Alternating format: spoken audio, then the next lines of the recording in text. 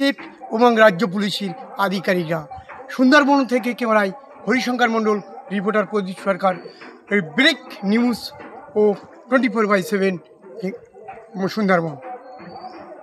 Hemnagar coastal থানা এই রায়মঙ্গল নদীর তীরে সেই সরাসরি দেখতে পাচ্ছেন একেবারে কড়া নিরাপত্তায় বিএসএফ ও রাজ্য পুলিশের একেবারে কড়া নিরাপত্তায়।